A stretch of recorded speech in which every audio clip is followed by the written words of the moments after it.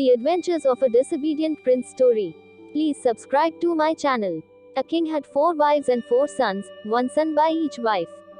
He had no care in the world, and enjoyed every luxury and pleasure.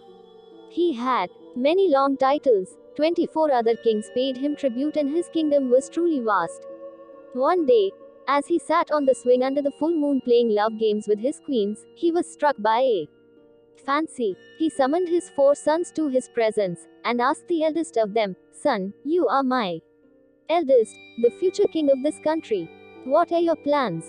He obediently answered, "Father, I'll follow in your illustrious footsteps. I'll try to be a great king like you." He asked the second son the same question. "Son, what are your plans?" "Father, I'll be a statesman and help my brother rule the kingdom." When the third one was asked, he answered, "I'll be a great commander and help my brother rule in peace." When the fourth son's turn came, he answered differently. "Father, you are the king of kings. 24 kings pay your tribute. I want to be better than you. I'll conquer kingdoms, marry 4 celestial wives, and build my own city." "What?" exploded the king. "Do better than me, you beast on 2 feet. You'll marry celestial wives, and do better than me." In his rage, he called his servants and screamed, "Throw him out! Banish him to the jungle at once!" His mother tried to pacify the old man, but he would not listen to her. So she went in and prepared a bundle of rice for her banished son, and tearfully bade him goodbye. The youngest son promptly left the palace, went out of the city, and walked straight till he found himself in a forest, where he heard nothing but the roar of tigers and lions on one side and the trumpetings of wild elephants and the grunts of wild pigs on the other. He cautiously climbed a tall tree and spent the night among its branches. At dawn, in the light of day, he came down, bathed in a nearby lake, and prayed to the bull, his family god, to protect him. He then ate from the bundle of rice his mother had given him, and started walking again through the wilderness till night fell. It was dark. He saw a small lamp flickering in the distance, and he made for it, like a bee to a flower. Soon he was standing at the door of a hut. When he called, "Anybody home?" a very old woman came out and took him in. She said, "You must be tired. Wash your feet and rest here tonight." When she asked him why he was in this jungle, he briefly told her his story, and asked her in turn how she happened to live alone in this forest. She said, "My name is Sickle Granny. My story is a long one. Rest now. I'll tell you some other time." But the young prince was curious and insisted on hearing the story right away. So she told him her story. "I may not look like it, but I'm the daughter of a great sage. Though he was a sage famous for his austere way of life, one day he went mad with lust and bothered my mother no end. She didn't want to give in to his lust, for that would have cancelled at once all his past history as a sage. She tried to save him from himself, but he wouldn't listen. He took her by force, had his will of her, and satisfied himself. So I was born, ugly as sin. Soon after I was born, he went into that same jungle you just came through, and while he was gathering fruit, a tiger attacked him and tore him to pieces, limb from limb. My mother died soon after, and I was orphaned. Because I knew I was very ugly, I stayed on in the forest and never went into town.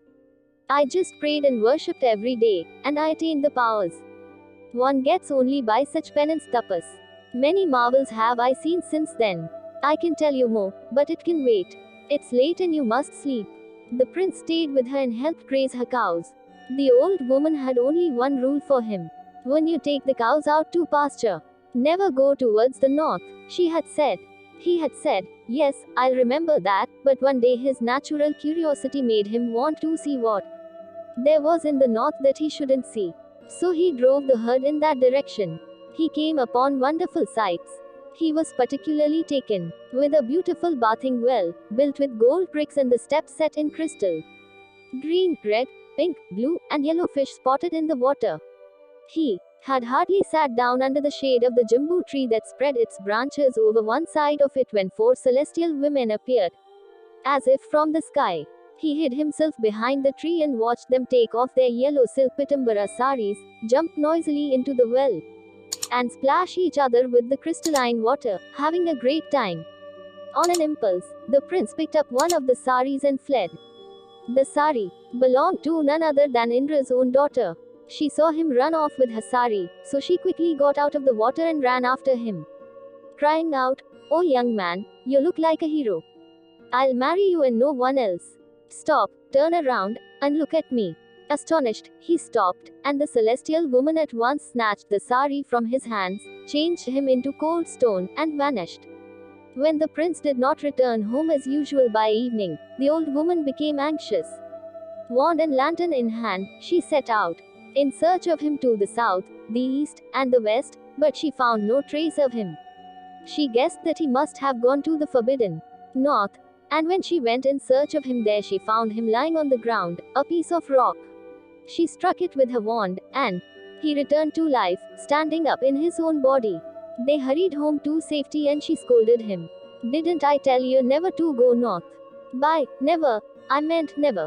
Udharan Chinha. "Yes, Granny, you did tell me. But I knew somehow that's where my life would be fulfilled. So I couldn't resist it, I went. In fact, I want to go there again." "All right, go if you must. But take some precautions. Don't take the cows with you. And don't be beguiled by those celestial wenches, their looks and sweet words. This time, when you pick up the sari, run straight home. I'll be waiting for you, and I'll take care of the rest." He followed her instructions. Next day, he ate his morning meal early and went back to the place of the beautiful well and hid himself under the jambu tree. This day, too, the women arrived and unwrapped their saris before his unbelieving eyes.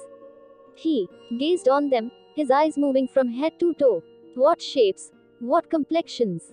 Coal-streaked eyes, faces like the moon, cascades of black hair flowing down to their buttocks, round breasts like perfect melons, and all of them young and virginal. They dived into the water, leaving their saris and pearls on the dry ground. The prince leapt out of his hiding place, quickly snatched the same sari he had taken the previous day, and ran. Its celestial owner ran out of the water and followed him, weeping and calling to him. But he was not deceived. He ran straight to the hut and handed the heavenly sari to the old woman, who changed him at once into a small baby and put him in a cradle. She pretended to rock him to sleep and lull him with lullabies. With her magic, she had also placed the sari inside the baby's thigh and sewn it up without a seam showing. A few moments later, the celestial woman arrived at her door, panting, and asked her, "Did anyone come this way?" A young man. "No, no one has come this way. I've been here for hours," said the old woman. "He may be hiding here somewhere. Before you do anything, dear, you must hide your shame. It's not a good idea to go around naked. Take this cotton piece. This is no way to be." After a few minutes of this pretense and teasing, the old woman said to her, "I know where your sari is. You can have it back if you agree to marry him." The celestial woman agreed. The old woman changed the prince back to his original form. They were married right there, in that hut, with the old woman as the wedding priest. They lived there for a few days and one day took leave of the old woman and moved on. He had yet to win 3 more wives for himself, hadn't he? The prince and his celestial bride talked to each other endlessly on their journey and soon found themselves at the gates of a city. The townspeople were struck by their beauty. They thought he was like Lord Krishna and she like his consort Rukmini, the very dwelling place of all that is lovely. A boy in the street who was eating a piece of jaggery was so entranced watching them that he began to bite into his fist. A woodcutter missed his stroke and axed his own leg. People forgot themselves in looking at these splendid newcomers. The prince rented a small house and found a job with the local king. A few days later, when the prince and his wife were sitting on a swing, gently swaying, 2 of the king's servants came there to give him his month's pay. They were so dumbstruck by his wife's beauty that they ran back to the king and, as soon as they found the words, stammered, "Your Highness, we've found you a most fitting prize in that new man's house. It's his wife. She looks so fantastic that she doesn't seem to be a mortal woman." The king lost his reason and fell into a fantasy. The more vividly they described her, the more he wanted her all for himself. When the young man went to the court the next day as usual, he found that the king was absent. He inquired where he was, and was told that the king was sick with a pain in the stomach. So he hurried to the king's quarters in the palace and greeted him, "Victory to the king. The king's voice was feeble. I'm glad to see you. You're like a long-lost brother. I'm dying of an ulcer in the stomach. The only cure, my doctors tell me, is the poison of the snake Karkotika. Who can get it for me? The prince did not see through the old man's guile. He volunteered and promised to get it if it would save the king's life. He went home, thinking of how he should go about getting the poison of Karkotika, the most deadly of serpents. He sat down lost in thought, forgetting even to eat. His wife roused him from his deep reverie by asking him what was troubling him. He told her about the king's illness and the remedy. She had a way. Go to the north beyond Jambu Peak, and you'll reach the Seshadri hills in a few miles. On those hills, under a tamala tree, you'll find a snake mound. I'll give you a letter. Throw it in its hole and wait, she said, and gave him a letter to take.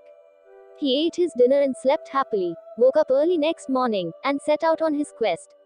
On his way, he noticed a bharani worm writhing miserably in a spider's web on the twigs of a tree. He carefully released the worm from the filaments and saved its life. Then he walked on till he reached the snake mound and slipped his wife's letter in the hole. Soon he heard noises from within. Several serpents came out to carry him magically into the netherworld, and set him before the king of snakes, who was intently reading the letter, which said, O snake king of the netherworld, this is a letter from Indra's daughter, who is like one of your own daughters. The bearer of this letter is my husband. As I am rather lonely in the earth world, please get your daughter married to this fine man, and send her with him. The two of us will be happy together, I assure you. Please grant his request, about which he will tell you. Yours, etc. The Snake King liked his looks and proceeded to arrange a wedding with his daughter right away. Then he arranged for the newlyweds' journey. His personal retinue went with them to ensure their safe conduct till they had crossed Jambu Mountain. The prince was also given a sealed vial of Karkotika's venom. When they reached his home by evening, the two women, who were old friends, were ecstatic to see each other and gave each other many hugs. The next day the prince took the vial of deadly venom to the king, who asked his servants to open it carefully. In the palace courtyard, even as they opened it a little, the tamarind tree in the yard began to smolder, caught fire, and became a heap of ashes. The king asked them to take it far away and bury it deep. So the king's first ruse didn't succeed. The young man didn't get killed or lost, he managed to get the deadliest venom of all. The king was now even a little afraid of the young man. A month later, on a holiday, the king's servants brought him his monthly pay at home as they had done before. This time they saw two beautiful women instead of one sporting with him, and they hurried back to the king with their drooling descriptions. The king was beside himself with desire for the young man's fabulous wives. He sent for the prince again and said he had another of his terrible headaches, for which the cure would be a crocodile's bile. Would the brave young man bring it for him? The prince went home, lost in thought. Both his wives asked him in unison, Lord and husband of our souls, what is ailing you? And he told them what his king wanted from him. Where could he go for a crocodile's bile? For his wives, that seemed like nothing extraordinary. They both sat down at once, wrote letters, and asked him to throw them in the great ocean.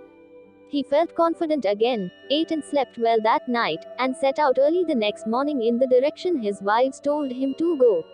On the way, a young crocodile was stranded on dry land and was growing feebler by the hour.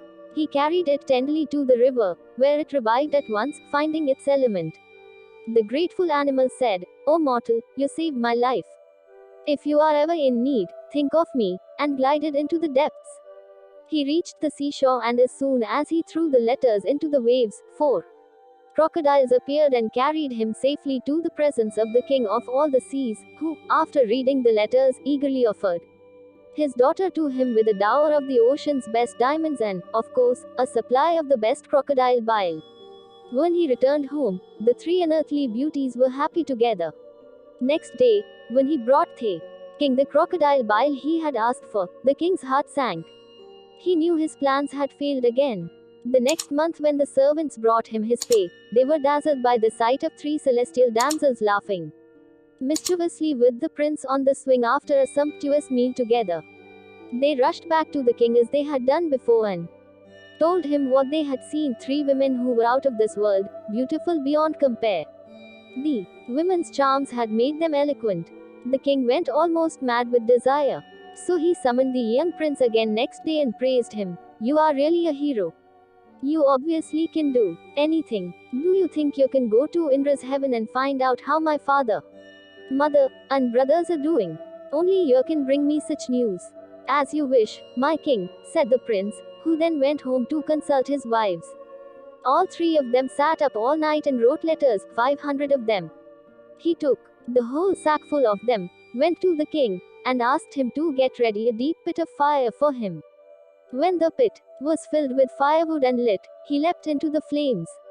At once, the god of fire, who was waiting for him, transported him to his world, read the celestial women's letters addressed to him and other gods, and offered his own shining daughter in marriage to him. Then he sent him back to the earth.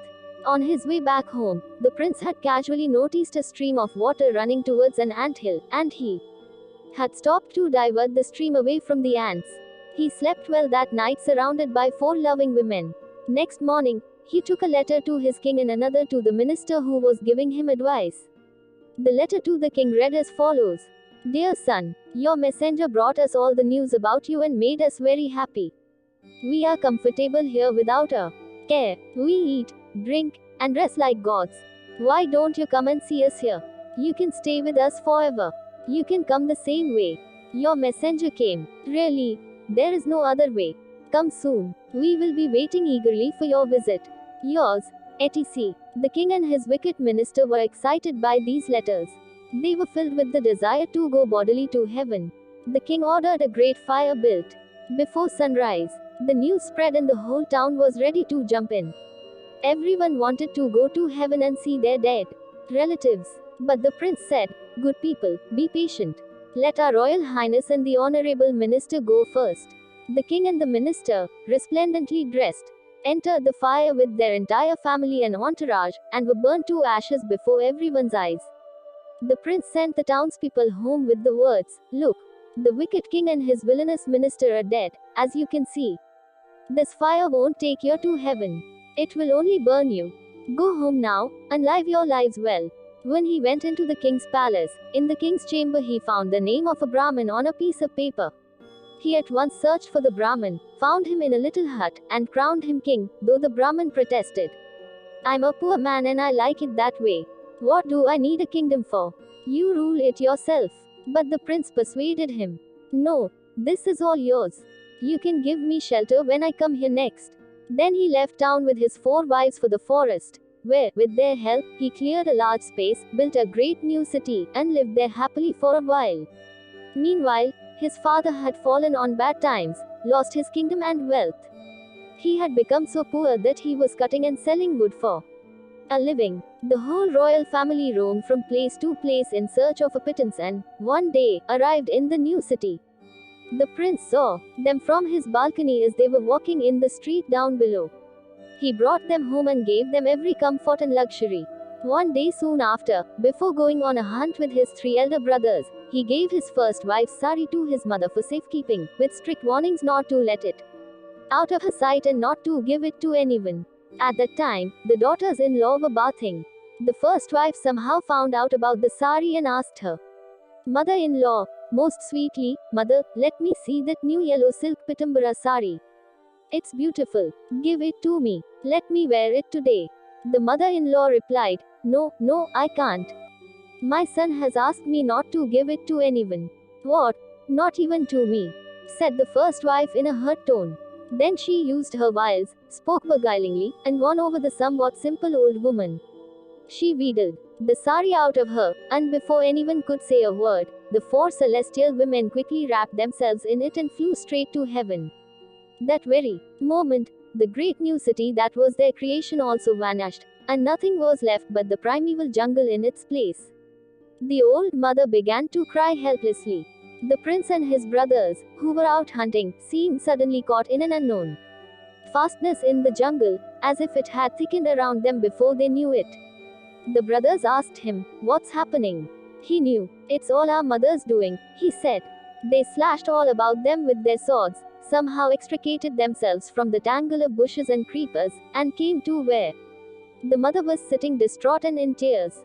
The young prince brought them all to the kingdom now ruled by the Brahmin, who was very happy to receive them. Then he went in search of his errant wives.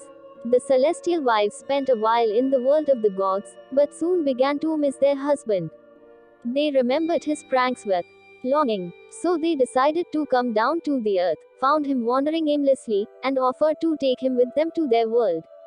"Meet my father," said the first wife, Indra's daughter, "and you will be able to bring us all back with his permission. You kidnapped me then and didn't get his permission. Why not? I will come and meet your father and get his permission." "Let's go," he said, and they transported him at once to the world of the gods by changing him into a fish in a vessel of water for the duration of the journey. And once they were in the upper world, they vanished, abandoning him in a strange place. "Women," he muttered to himself, and started asking around for Indra's capital. He was soon taken there. Everyone was amazed at the presence of a live earthling. It was not long before he was in the presence of Indra, who heard his tale and said, playfully, "If you want these girls, you'll have to prove yourself worthy of them. You must perform 4 tasks that I shall set you. If you succeed, I'll marry them all to you once more."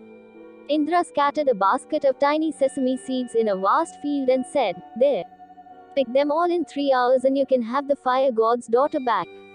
The prince was baffled at first and thought hard. Suddenly he remembered the ants he had saved from being washed away. As soon as he remembered them, a whole swarm of them appeared and, according to his wish, picked out every sesame seed scattered in the field and left them in a neat heap. Thus he won back one wife, his youngest. Indra then threw his signet ring into a deep well that looked bottomless, and asked him to retrieve it. In a flash, the prince remembered the frog, which darted into the well at his bidding. The hero's previous encounter with this frog was apparently omitted by the storyteller, but he returned almost at once, looking mortally afraid because there was a coil of snakes guarding the bottom. He then summoned his young tadpole son and took him down into the well, where he threw him to the snakes, which came up to eat the tadpole. The old frog dived in and leapt up with Indra's ring. Thus the prince won back the princess of the water world. "Now," said Indra, taking the prince to a plantain tree, "I want you to cut this tree in 3 pieces with 1 stroke. You'll then get back the snake princess." The young prince at once thought of the crocodile he had saved on his way to the sea. The reptile appeared even as he thought of it, saluted him, and asked what he wanted done. "Do you see this plantain tree? I want it cut in 3 pieces with 1 stroke of your sharp tail." Before he had even finished saying this, the tree lay before him in 3 neat pieces. He had won the snake princess as well. Now Indra set him his last test. With his magic, he made his daughter's 3 friends look exactly like his own daughter, and said, "Tell me, who is your first wife?" The prince was completely at a loss. He was faced with 4 look-alikes. He could not tell them apart, though he looked at them closely. Suddenly he remembered the bharani worm, which arrived from nowhere, now a winch insect, touched the sari end of Indra's daughter, and flew in circles around her head. At once, the prince said, "There, that's my first wife," and seized her hand. He had won her, too. The gods were amazed at the way the humble animals of the earth world had come to the help of this mortal man. Indra, who had hugely enjoyed the fun of it all, arranged a heavenly wedding ceremony for the young people and got them married according to celestial customs. The prince descended to the earth with all 4 wives and went straight to his father's kingdom and original capital, which were now in the hands of foreign kings. He conquered them and all the minor kings around them, became king of the old kingdom, and brought back his parents and brothers to the capital. One day, under the light of the full moon, as he sat on the palace swing with his 4 queens, he remembered another such day. He asked for his father, and when he arrived, the son said to him, "Father, did I do what I said I once would do?" To which the father replied, "Yes, son, you did. If one has sons, one must have sons like you." Please subscribe to my channel.